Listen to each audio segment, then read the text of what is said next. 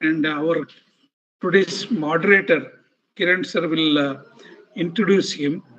And I also welcome you all.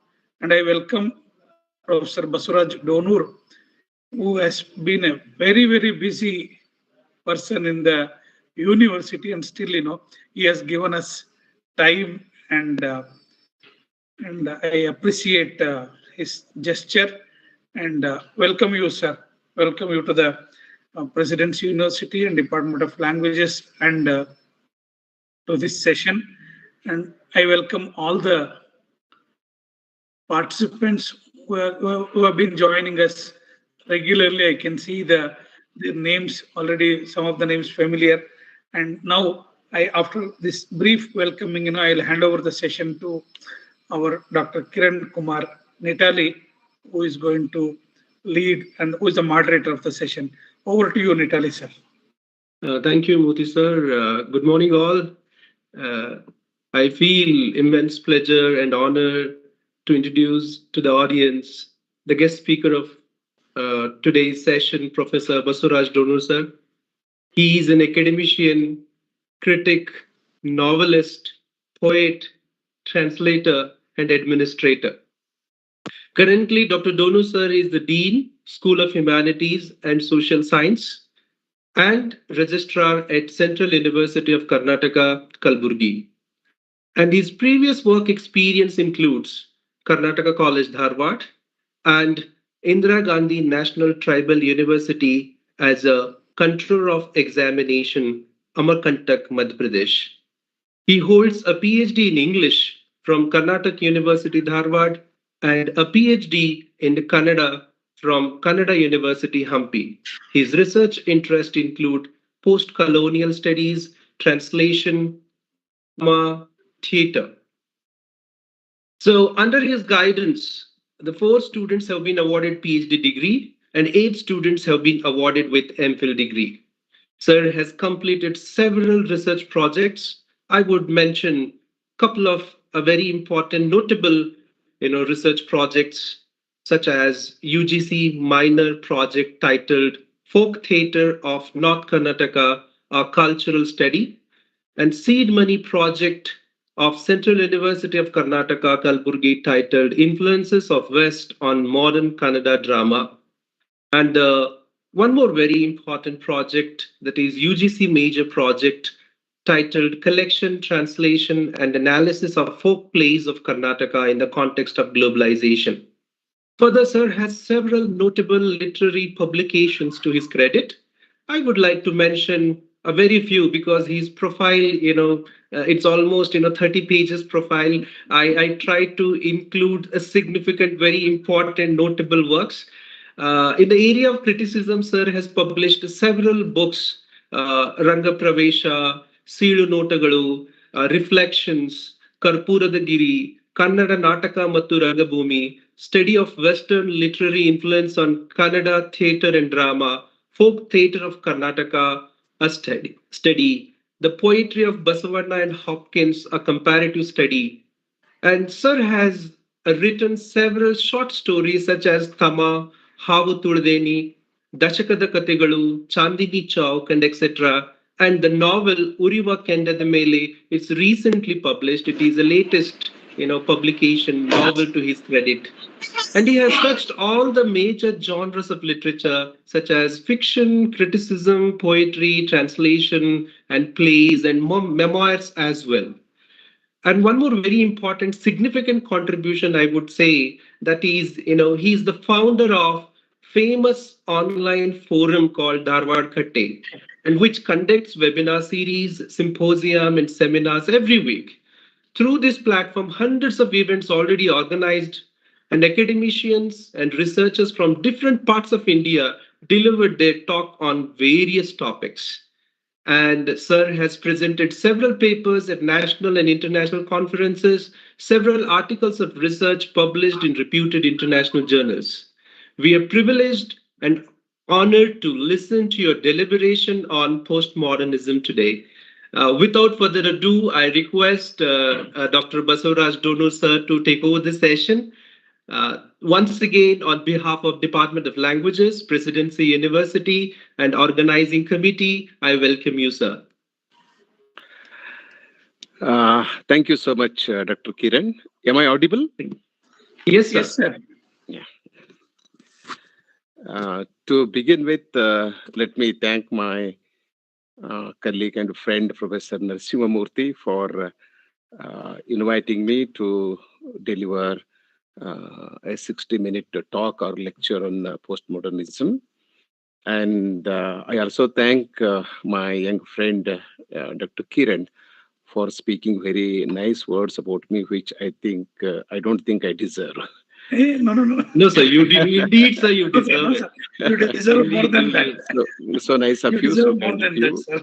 sir. And all my dear participants. Today, I'm going to talk for about 60 minutes on post-modernism, and I can take questions at the end. Uh, this morning, I heard a talk by Professor Alain McFarlane on the topic "A World Without a Worldview, a Condition of Postmodernity." This is one of the finest and beautiful, very profound lectures that I've heard in recent times. I suggest that the participants and my colleagues can listen to this very important talk on YouTube. So I don't have to say anything about this talk by Professor McFarlane. It's a wonderful talk, and if you listen to this talk, you will have an idea of what postmodernism and what modernism is. So today I confine myself to postmodernism. To begin with, let me give you a very popular definition of modernism and explain the same a bit. Postmodernism in Western philosophy is a late 20th century movement. It's not a very old movement. It started only in 1960s and 70s. I think it started in Europe and especially in America in 1960s and flourished for about 20 years. And it made this entry in India more or about the same period, 1970s. And I don't say that postmodernism has come to an end. We are still, in some sense, we are still living, in some sense, we are still living in the world of postmodernism or postmodernity. So today, I shall try my level best to understand the nature of postmodernism and what postmodernism is all about. Um, so I often think why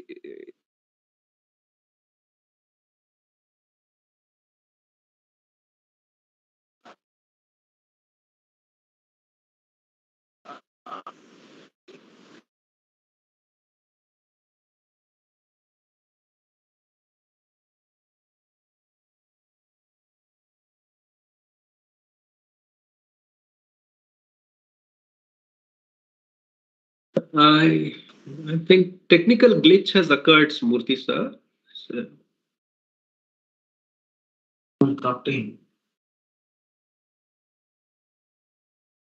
this is Basavaraj. Yeah, this is Kingston.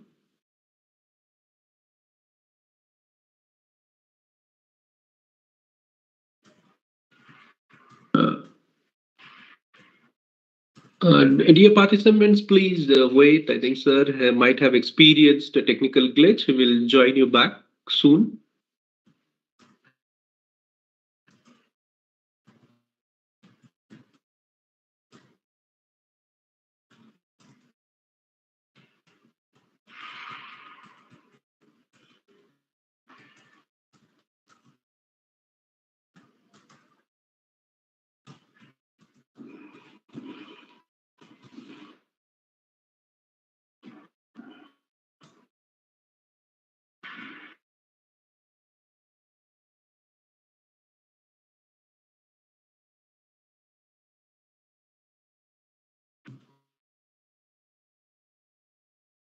Sir, Prem. Okay, okay, okay, sir. Thank you. ಹೇಳ್ತೀನಿ sir. ಹೇಳ್ತೀನಿ sir. Thank you. Dear participants, I spoke to Professor Donut. There is some technical glitch. They're rectifying it. They're rectifying it. Yeah.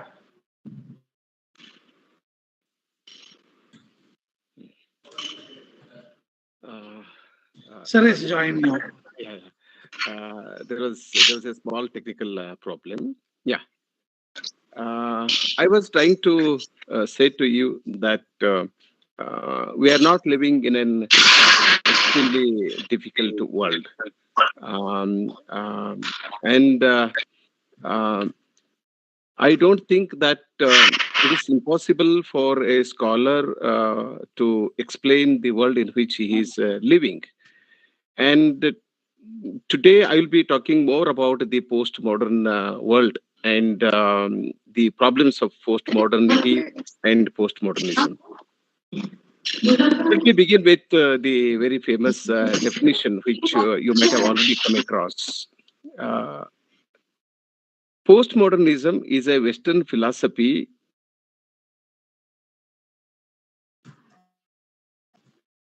movement characterized by broad skepticism, subjectivism, or relativism, a general suspicion of reason, an acute sensitivity to the role of ideology in asserting and maintaining political and economic power. This is this is a very famous definition of modernism. If you read this definition, you will understand what is postmodernism and what are the concerns of postmodernism. Let me explain this definition a bit. So it is a 20th century movement. As I said, it started in 1960s and the 70s, and it is characterized by skepticism. Skepticism, let us try to understand what skepticism means. Skepticism is the belief that some or all human knowledge is impossible. Some or all human knowledge is impossible. So, postmodernism is basically a philosophy, a way of life, and a thinking pattern to understand the world.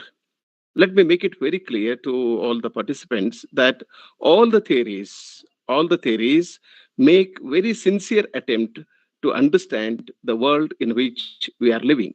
It is a negotiation with the world. It is an interact it is an interaction with the world. So every theory interacts with the world, tries to understand the nature of the world, tries to understand the different dimensions of the world.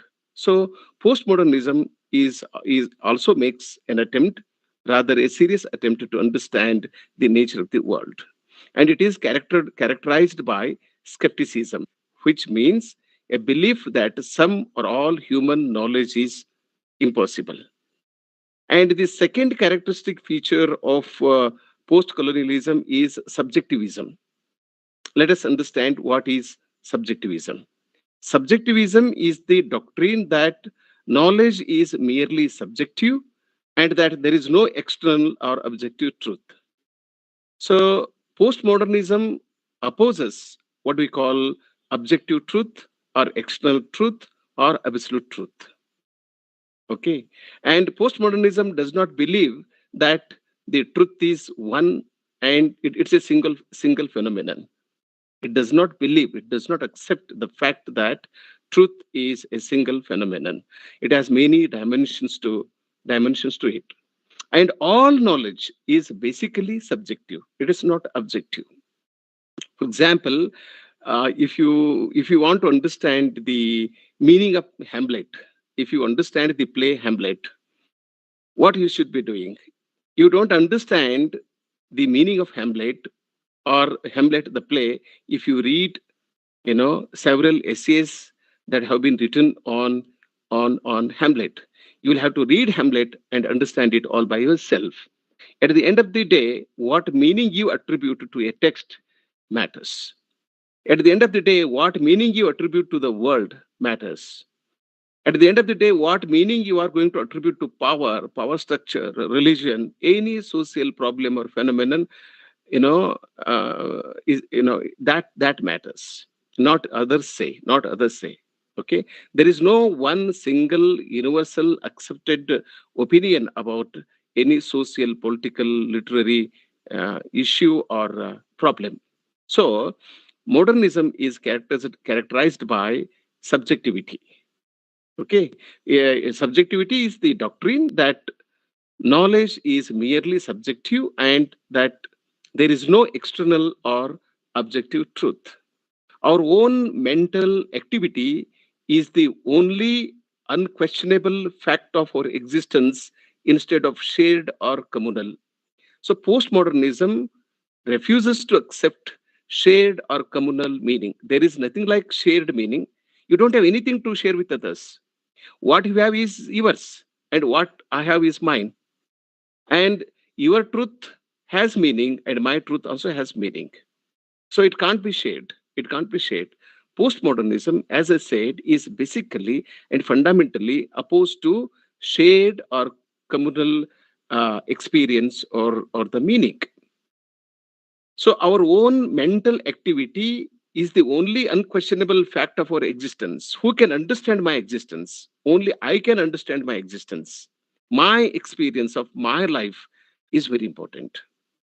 Okay, in this sense, it rejects meta narratives, grand narratives, and so on, and or subjectivism or relativism.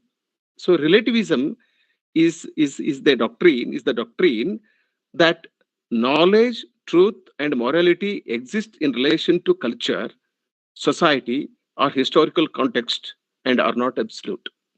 It also means it's saying, let us try to understand skepticism, subjectivism, or relativism to understand postmodernism.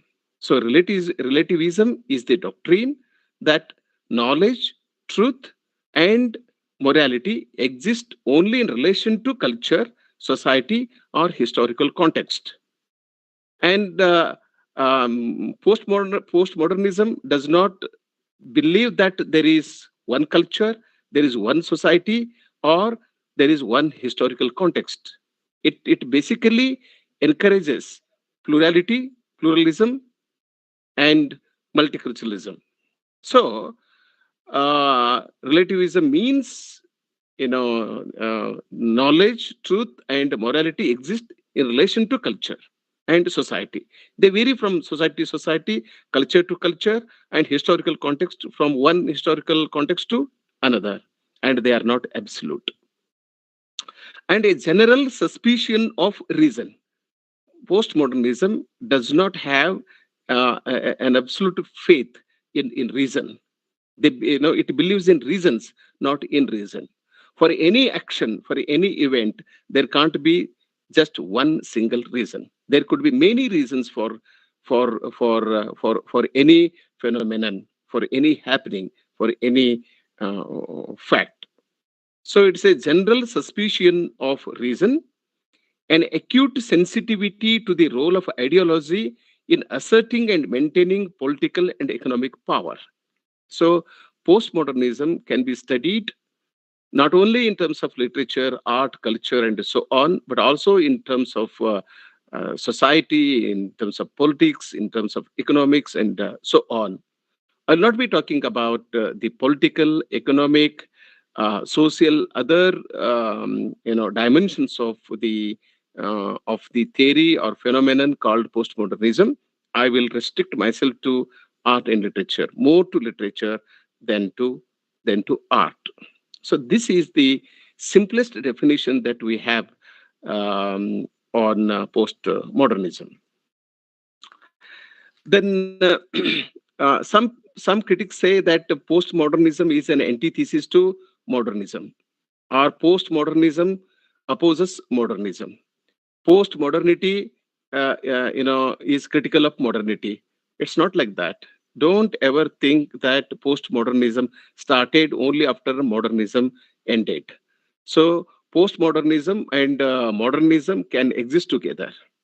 Okay, we are living in the world of post colonialism, post Marxism, post feminism, and post modernism, like that. So we are living in the world of this post kind of thing. And modernism and postmodernism can be traced in a single work of art. In a single work of art, and post does not necessarily mean it started or it followed modernism. As I said, they can live simultaneously together. And postmodernism is basically anti-authoritarian. It opposes authority of all kinds and all sorts, and it also refuses to recognize the authority of any single style or definition of what art should be. If you say that this is the meaning of art is this, poetry is this, literature is this, but postmodernism does not accept it. It does not accept, it does not recognize. Postmodernism does not basically recognize the authenticity of any single style or definition of what art should be. And the collapsing of the distinction between high culture and mass culture or popular culture. This is one of the very important dimensions of postmodernism.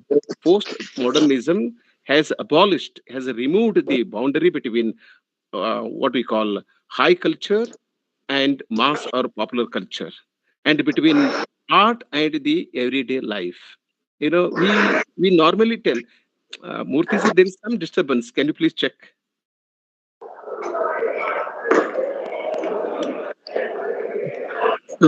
Participants, kindly mute your audios, and it is disturbing the resource person. Kindly mute your audios. Uh, I think it is resolved, sir. It is resolved. It is Yes, resolved. yes. Sorry, sir. It's okay. Sorry, sir. It's okay. Thank you. Thank you. I was trying to explain to you how postmodernism is opposed to authority and how it has collapsed the distinction between high culture and mass or popular culture. Normally, we tell our students and our research scholars that what is high has certain qualities which what we call low or popular culture does not have. There is nothing like that. We cannot draw a line of distinction between high culture and mass or popular culture. We can't think of these cultures in terms of their status. One is superior to another. We cannot say. And also, postmodernism does not recognize the essential relationship between art and everyday life. We normally tell our students that art is something different from everyday life. It is special. It is something special, something unique, something different from ordinary life. But postmodernism does not accept this. It says that there is no difference between art and everyday life. So what you do in your everyday life can be very effectively, powerfully presented in art and literature. There are several poems and stories and novels which prove that what happens in the life of an ordinary man can be effectively portrayed in literature, and it can be turned into art. Everyday experience can be very effectively turned into art. So art is not something special and something very, very, very unique.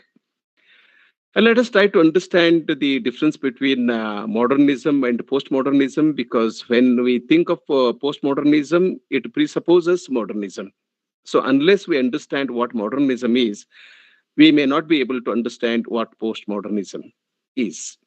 So modernism is about the search of an absolute truth of life. As I said to you in the beginning, that every theory makes an attempt to understand life or truth.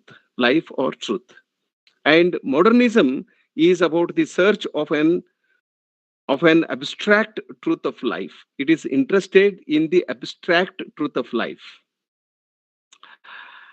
But postmodernism believes that there is no universal truth, abstract or otherwise. This is the difference between the two. Modernism believes in what we call universal truth. Universal truth means there is one truth which everybody has to understand. Okay, it could be about religion, it could be about nation, it could be about culture or civilization, it could be about political system, social system, economic system. So there is one truth, there is single truth prevailing in the world, which is absolute, unquestionable, and should be accepted. This is the stand that modernist thinkers take. But the postmodernist thinkers take a different stand. They say that there is nothing like universal truth. There is no single truth at all. There are truths and there are reasons. It basically believes in multiplicity of truth and reasons, abstract or otherwise, but there is no universal truth at all.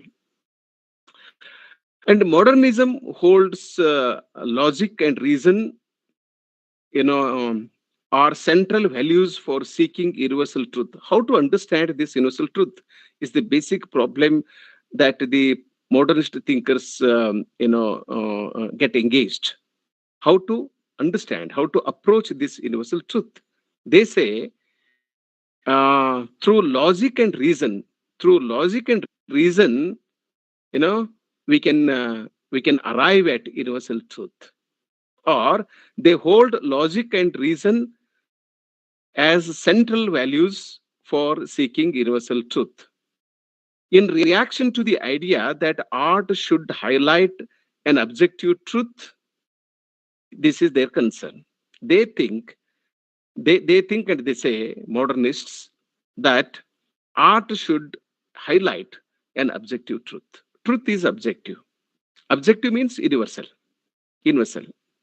Okay, like the sun rises in the east is a universal truth which everybody has to accept. But postmodern art focuses on the artist's unique perspective and subjective reality. Modernism focuses on the universal truth, objective reality.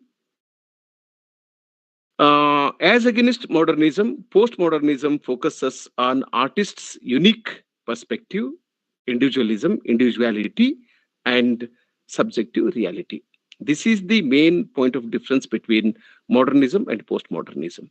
Modernism, you know, tries to, both modernism and postmodernism try to understand the world, try to negotiate with the world, try to understand the nature of world, the nature of truth, and the nature of reality. And postmodernism is closely associated with the post-structuralism and seeks to undermine the grand narratives of modernist social organization and domination, including capitalism, patriarchy, colonialism, and so on. I just take 1 minute to explain what I mean by this. Postmodernism is associated with post-structuralism, and it seeks to undermine the grand narratives. Structuralism has, structuralism believes in the structure of society and in the structure of knowledge. Okay, so by deconstructing the structure of society or any system, we can understand the truth is the, post structuralists take. And post modernist thinkers, they say, or they try to undermine the grand narratives of modernist social organization and domination. It does not recognize, it does not appreciate, it does not accept grand narratives. Grand narratives are meta narratives. It is opposed to grand narratives and meta narratives. And it also does not recognize these narratives and the domination of any kind.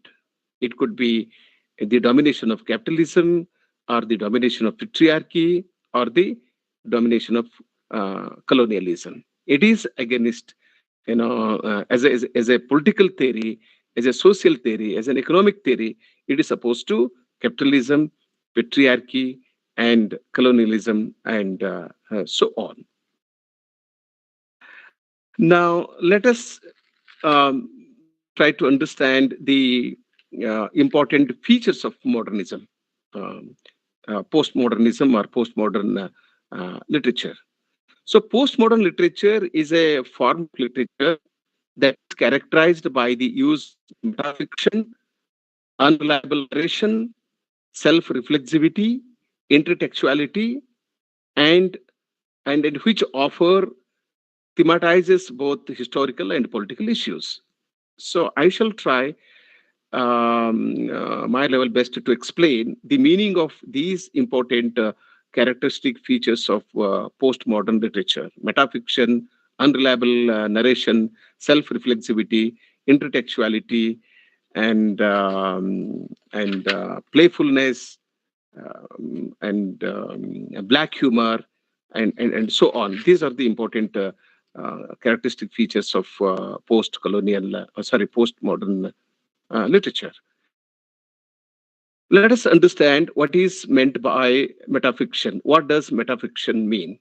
So, metafiction involves a departure from standard narrative conventions in which a self aware narrator infuses their perspective into the text to create a fictional work that comments on fiction.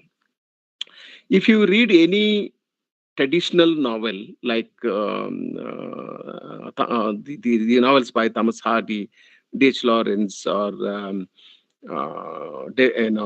Charles Dickens, Scott, or Jane Austen, and so on, you find standard narrative conventions. Standard narrative conventions.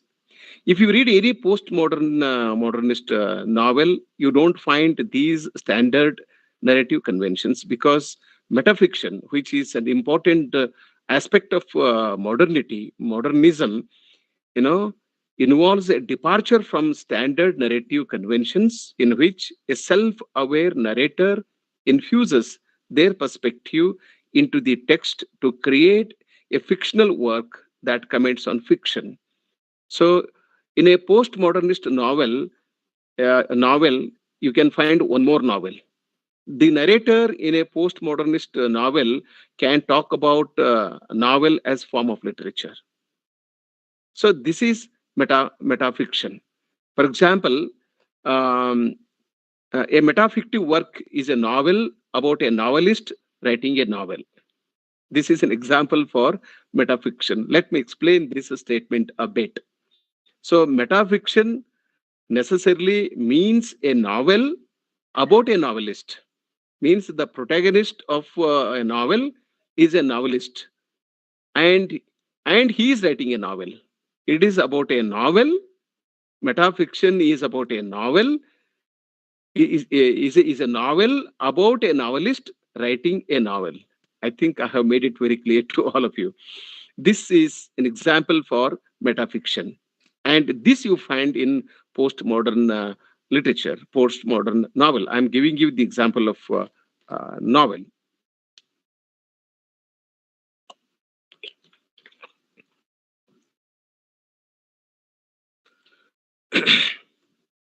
And the second important aspect of postmodern novel or literature is unreliable narration. If you read traditional novels, the ones I just mentioned, you find a very reliable narration.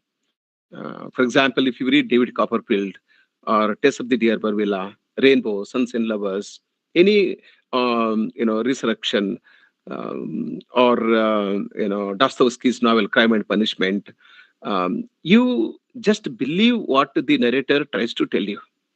You do not question the narrator at all. Okay, you identify yourself with the narrator, and you think that everything that narrator is telling you is a truth, and you don't think that you can question it. you can question it. But it doesn't happen in a postmodernist novel. An unreliable narrator is an untrustworthy storyteller. This is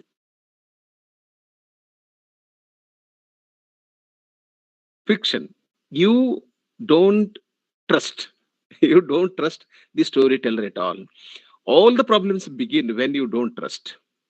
This is the big limitation of modernism. So you think that the storyteller is not trustworthy. Most often used in narratives with the first person point of view. When the narrator tells the story from the first person narration, first person point of view, you don't trust him or you don't trust the narrator at all. This is unreliable. It's not a reliable narration. The narrator is not reliable. The narrator is not trustworthy, and we need not trust what he is going to tell us. So the unreliable narrator is either deliberately deceptive or unintentionally misguided, forcing the reader to question their credibility as a storyteller. This is exactly what happens in a postmodernist novel.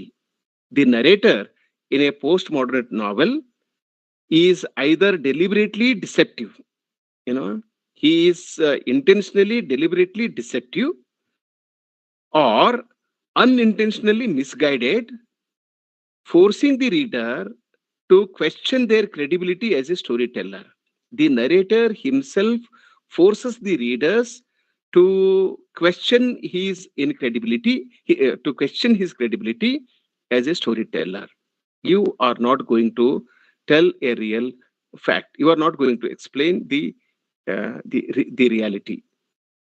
This is unreliable narration. And self-reflexivity is itself a metaphor. It is a metaphor. The term reflexivity, is itself a metaphor. And it's a metaphor for the ontological questioning, discussion, and anxiety of the present age. Now, we should understand the difference between ontological truth and or ontology and epistemology.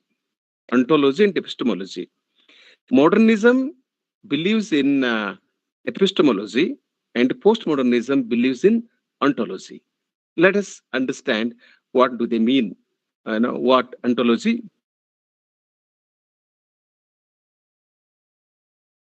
relates to the branch of metaphysics dealing with the nature of being.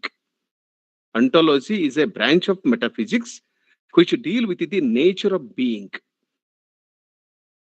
Epistemology is concerned with the questions, what do you know and how do you know? While ontology is concerned with what is there. This is the difference between the two. So both ontology and epistemology try to understand the existence, try to understand the reality, and try to understand the universe. The manner in which postmodernism tries to understand the world and the reality is different from the manner in which modernism tries to understand.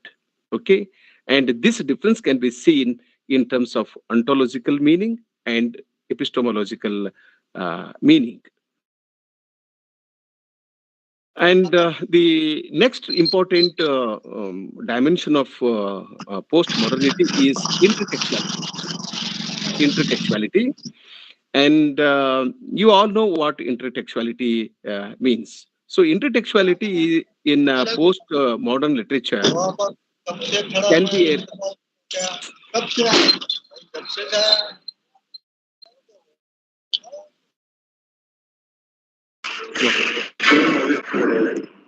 intertextuality in postmodern literature can be a reference or a parallel to another literary work. And this is quite common in every post-modernist text. You will have textuality. intertextuality. There is a lot of scope for intertextuality. Intertextuality means a reference or a parallel to other literary work, an extended discussion of a work or a adaptation of a style. For example, the main plot line of Disney's The Lion King is a take on Shakespeare's Hamlet. So if you read Disney's The Lion King, you will understand what intertextuality means. What intertextuality means. It is a take on Shakespeare's Hamlet. And the second example that I can give you is that of James Joyce's Ulysses.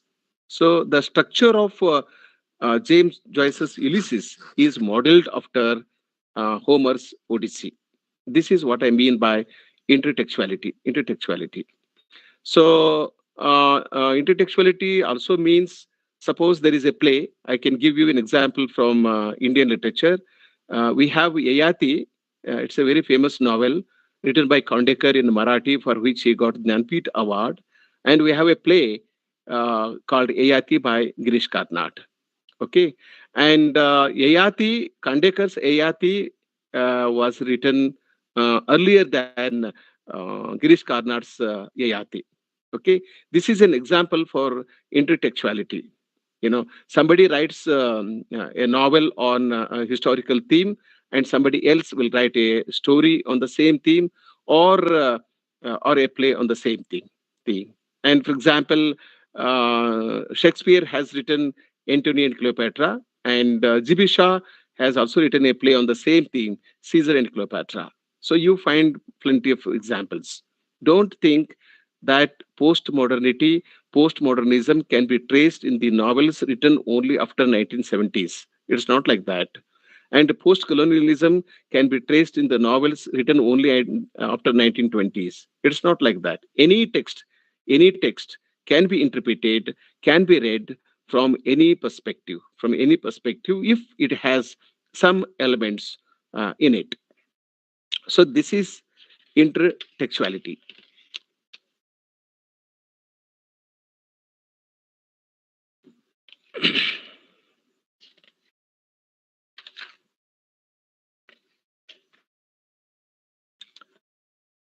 And the other two very important features of postmodernism or postmodernity or postmodern literature are playfulness. This playfulness, modernists, normally mourn for the loss of order. Modernists think that what we call order is lost. But post-modernists revel in it. They take pleasure in the order. Modernists mourn for the loss of order, and postmodernists take pleasure in order. They revel in it, often using tools like black humor, wordplay, irony, and other techniques of playfulness to digi readers and muddle the story.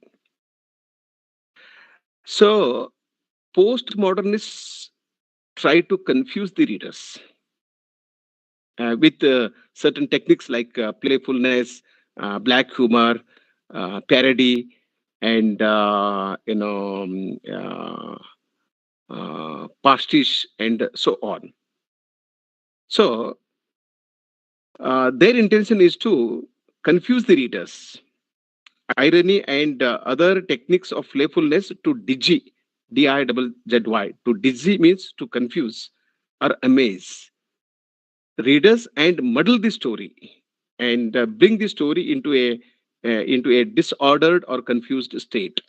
So they make deliberate attempt to confuse the readers and to bring the story into a disordered or confused state. This is what we call playfulness. So playfulness is an important element in postmodern literature. And black humor or black comedy is quite common in post-colonial, post-modernist literature. So black humor, black comedy, dark comedy, morbid humor, gallows humor, dark humor. So all these terms refer to the same idea, uh, to the same idea. And it is a style of comedy that makes the light of the subject matter that is generally considered taboo. So what is considered taboo in modernism or in any other form of literature is presented, you know, is the postmodernism makes the light of the subject matter that is generally considered serious. A very serious subject matter in any other text will be presented, will be shown, will be projected as very light, very light in postmodern text. This is one of the important dimensions of post modernism. Now, there are two more features of postmodernism. One is parody, and second one is, you know, pastiche, pastiche, pastiche, pastiche. Parody imitates the manner, style, or characteristics of a particular literary work, genre, or author, and deflates the original by applying the limitation to a lowly or inappropriate subject.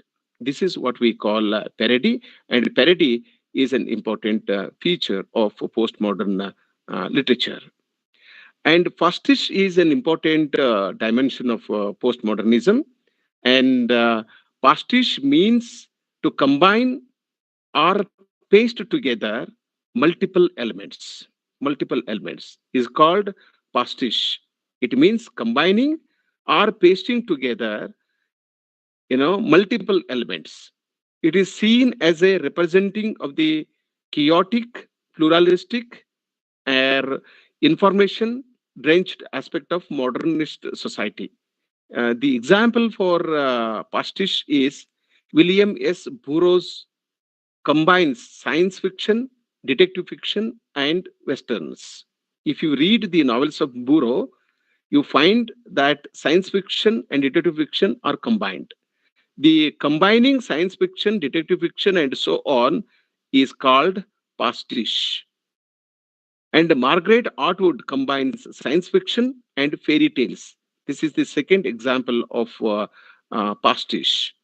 And the third example of pastiche is Thomas Picon and Robert Cover's works, The Public Burning and Uncle Scam. These are the important features or dimensions of post modernism. And I shall try to draw your attention some very important postmodernist theories. I don't have time to discuss all of them. I'll be just referring to very two important postmodernist thinkers. I have a list of seven thinkers with me. Jean Baudrillard, Gilles Deleuze, Jacques Derrida, Michael Foucault, Frederick Jameson, and Lyotard, Richard Rorty. These are important postmodernist thinkers. You can add many names to this list. I have with me a list of seven important postmodernist thinkers whom I have consulted for the preparation of my lecture today. In short, let me talk about Derrida and Foucault. The postmodern thought tends to reject the idea of things having a single basic meaning. Uh, you please try to understand the basic fundamental concern of postmodernism or postmodernist thought. So, the postmodernist thought tends to reject the idea of things having a single basic meaning, no text, no phenomenon, no thought process can have a single basic meaning. This is the presumption, and this is the major concern of post modernism. There is no single reason. There is no single reason. There are reasons. There is no single reason, but there are reasons. There is no single meaning. There are meanings. There is nothing like universal truth. There is truth. There is nothing like an absolute truth, but there is truth. And there is no single reason. There are reasons. So post modernity embraces fragmentation, conflict, and discontinuity in the matters of history, identity, and culture. This is a very important dimension of post modernism, which Derrida talks about. Derrida is a very important, powerful, highly original modern French thinker. So he says modernity embraces fragmentation. Fragmentation. Okay, you don't find one single unbroken storyline, plot line which develops in a linear way. It's not like that. If you read any postmodern novel, you find fragmentations. You find it in Eliot. Read his The Wasteland or any other poem, and you find it in James Joyce, you find it in Virginia Woolf, and you find it in many writers. Fragmentation. Okay, the story is fragmented, experiences are fragmented. Okay, characters also fragmented. There is no you know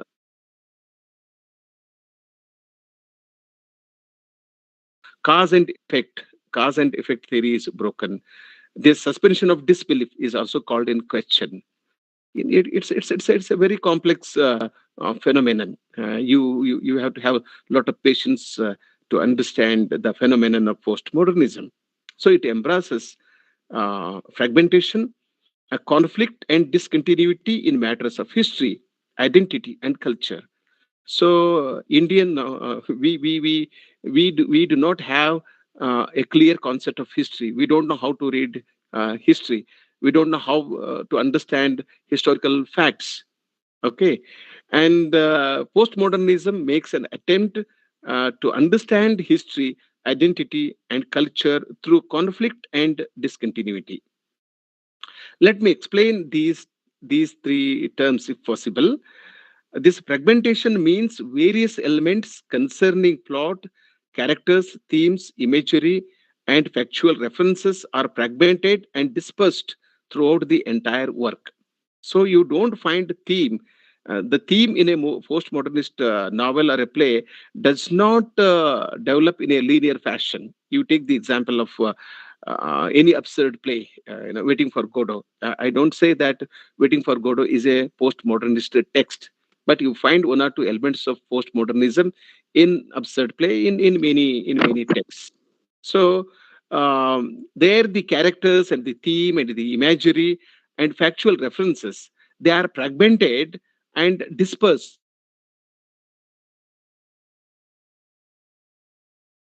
And fragmentation is an important feature of post modernism. And even the life of an individual is not very systematic. Things don't happen in your life, in my life, in a linear way. There is no guarantee that after you are born and you will grow to child, you will pass through childhood, adulthood, you get married and you will have children, you marry off your children, and one day you die. Nothing like that. Things don't happen like that. Okay, there is no order in life. There is no order in life. And postmodernism also does not recognize this order. What you call order is fragmented. Okay, this linear fashion is fragmented. And this discontinuity and continuity, they are also very important dimensions of postmodernism.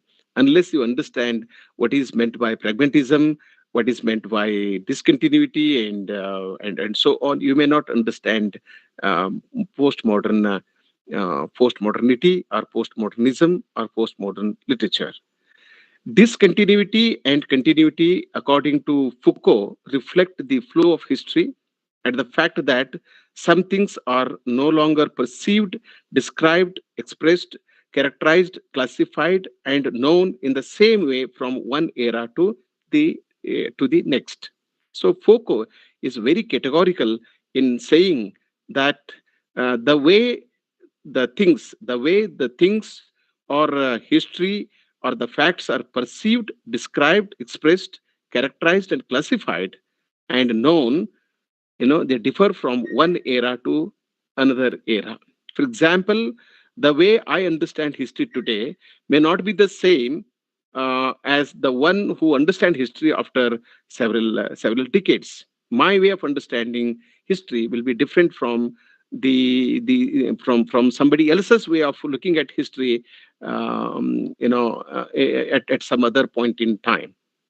This is what we call discontinuity and continuity. Discontinuity and continuity are very important in understanding postmodern literature.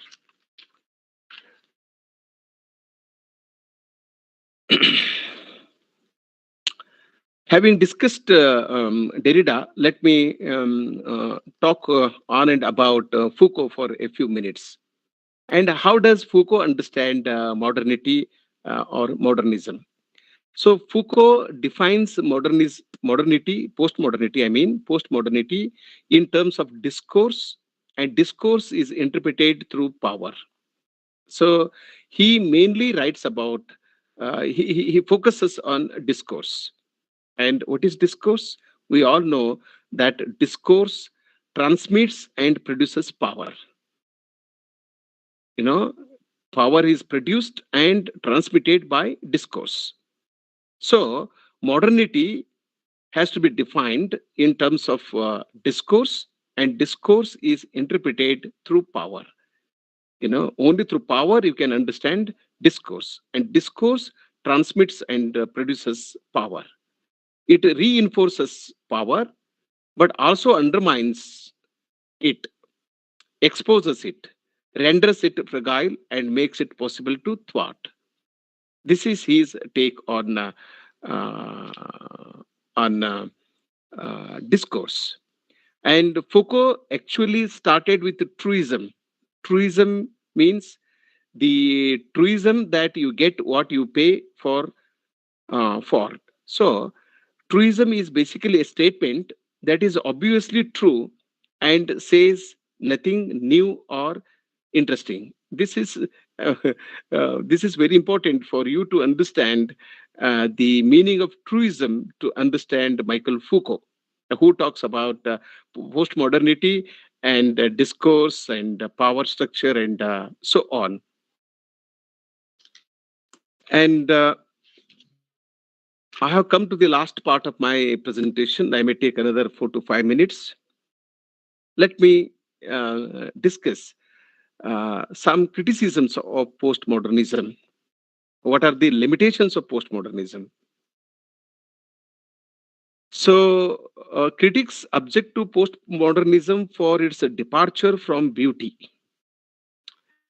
Postmodernism is not interested in aesthetics and in beauty, and it departs from beauty. This is one big limitation of postmodernism, according to some critics. And some critics also say that postmodernism lack coherence and comprehensibility. It does not believe in coherence. I have already explained this to you. And this lack of coherence and comprehensibility is one of the limitations or one of the problems with postmodernism. And it heavily deviates from a clear structure. It does not have any fundamental faith in the structure, structure and order. It is opposed to structure, and it's also opposed to order. This deviation from clear structure is one of the limitations of postmodernism. And consistent use of dark and negative themes is one of the drawbacks of postmodernism. So postmodernists tend heavily towards negative themes and consistently use dark and negative themes in their in their works. So um, this is my. I have come to the end of my presentation. Um, so before I conclude my talk or my lecture on postmodernism, let me say one or two things about this very important phenomenon. In the beginning, I said that I do not think that we are living in a world where it is impossible to explain the thing and explain the reality. And I also don't think that we are living in a world which is basically unexplainable, unexplainable, and it is too difficult to interpret. It is too complex to explain, and it is too fluid in nature to elucidate. It's not like that. And I don't know why the intellectuals and the theorists and scholars make things very makes they make things look very complicated, very complex, very uncertain, and so on. I don't think that there is any phenomenon in the world which is unexplainable, which is very difficult for human mind to decipher. So we need to have a lot of clarity about what I'm seeing, what I'm doing, and what I'm writing. Okay, if I'm very clear about what I'm going to say, then what I say will be very lucid, will be very clear, and will not confuse the readers or the audience. And we teachers have to struggle very hard to make our students understand literature, understand these so-called very difficult modern theories like colonialism, post-colonialism, structuralism, and post-structuralism, modernism, and so on, understand in their right perspective. Thank you so much. I can take questions. So thank you very much, sir. It is an informative session. I hope the scholars and academicians, got a very good knowledge about postmodernism. Sir has discussed how postmodernism, embraces randomness, how postmodern works, reject idea of absolute meaning, and instead of embrace randomness and disorder. So, Sir has discussed playfulness, fragmentation, metafiction, and intertextuality. All these, postmodern characteristics thoroughly. Thank you very much, sir. We'll take questions now.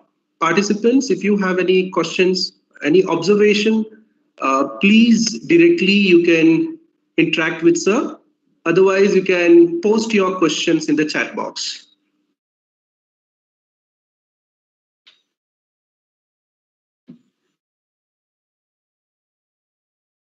Participants?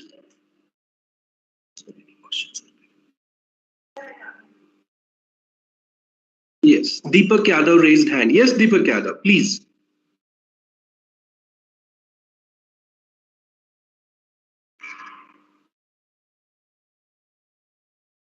Mr. Deepak Yadav, you can ask question.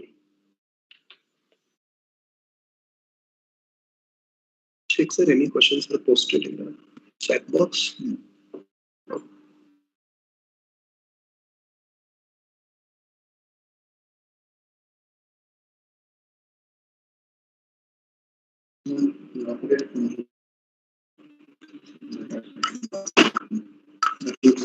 Yeah. Sir, here we have one question, sir. Can you please read it for me? Yes, sir. Yes, sir. Yeah. This is Debayan Nag. He's asking, sir, the novel, if on a winter's night a traveler is an example of postmodernism text. He's asking. Can you please repeat the question? The novel If on a Winter's Night a Traveler is an example of postmodern text. Yes, he's. I'm sorry, I have not read the novel, but I have heard Yes. about the novel. I have heard about the novel. I think this novel can be an example for postmodernity. Yes, sir. Yes, sir. And so we have one more question from Marian John. Sir, good morning. Could you please share the names of the 7 primary figures of postmodernism again at the end of the session? Yeah, sure. I can do it.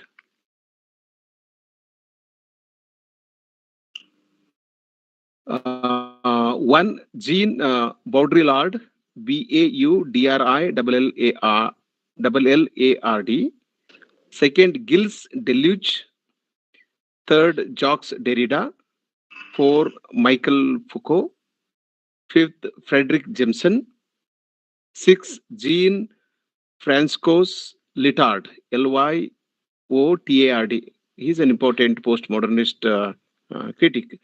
Some critics say that he is the father of postmodernism, or he's the one who used the term postmodernism for the first time in his essay. And Richard Rorty, Rorty. There are several names I can share with you at a later stage.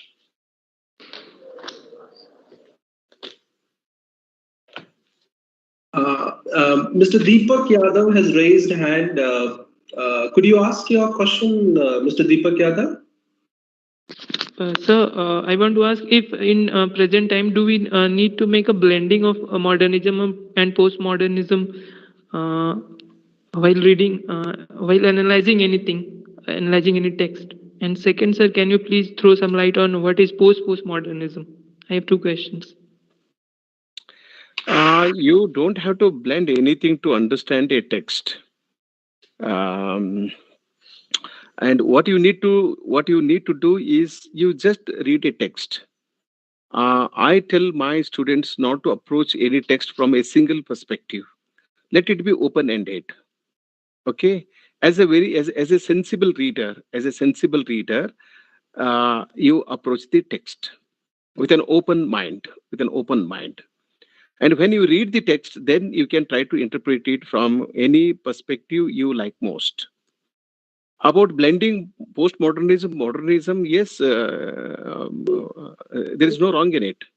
And I don't say that any text is predominantly, singularly modernist or postmodernist. Okay, in a typical postmodernist text, you can find elements of modernism. In a typical modernist text, you find elements of postmodernism. Similarly, for example, if you read any colonial text, 19th century fiction, and in some novels, I'm sure that you find some elements of post-colonialism also, right? And when you read a novel, a short essay like Shooting an Elephant by George Orwell, and George Orwell is basically a post-colonial, he's very critical of British imperialism. Okay, you find some elements of imperialism in his essays as well. Yes. Okay. Yeah. Okay, thank you, sir. Sir, my second question was, can you please throw some light on postmodernism? So this concept is. No, I'm sorry, I don't have. At this stage, I'm not in a position to say anything about postmodernism. I have not focused on postmodernism. I can give you one more lecture. Okay, thank you, sir. Thank I you said very much. I would confine myself to postmodernism. Modernism, colonialism. Yes, I'm quite comfortable. Thank you, Deepak. Thank you very much. Sir, I have one question. Yeah, please. So since you're very keen in Kannada literature and you have done a significant research, I would like to know the postmodernism impact on Kannada literature. Kiran, I must tell you that this postmodernism started in America in 1960s and elsewhere in 1970s. But you find very important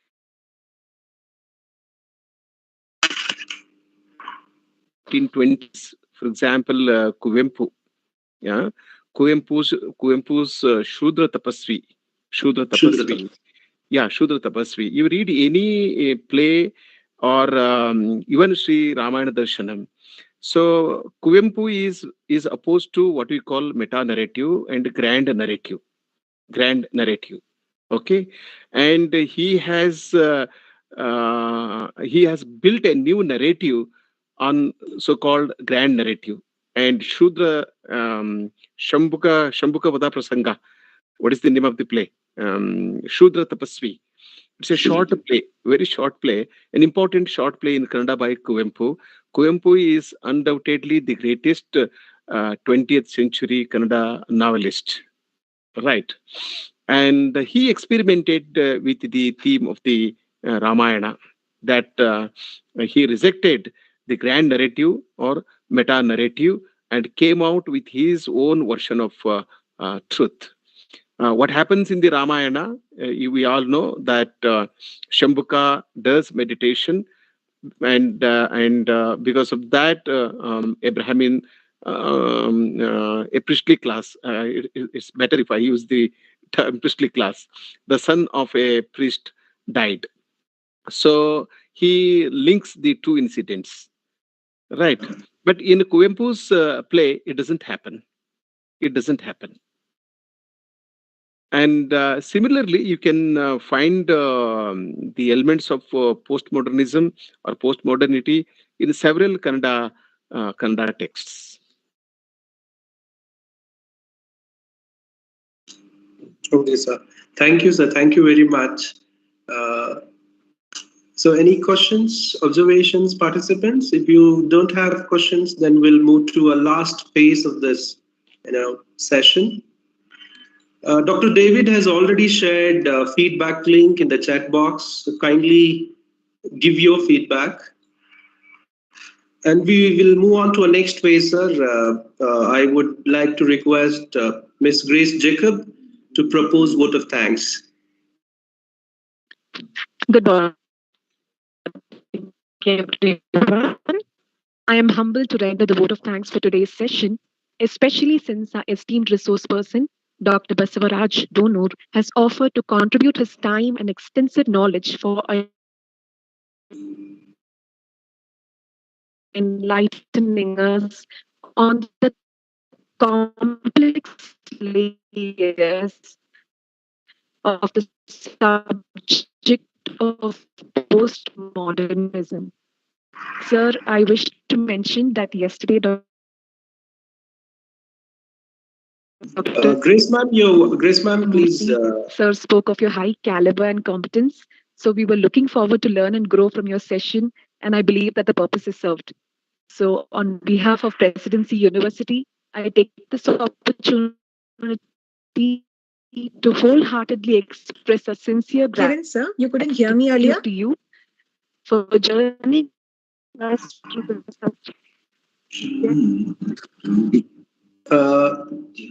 Grace ma'am, I think your voice is breaking. There's You a cannot hear me? connectivity issue, I guess. Your voice is Okay, breaking. sir, just a minute. Just a minute.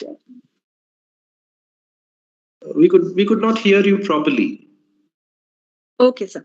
So can you hear me now? Yes, it is clear. It's pretty clear. All right. So just give me a minute.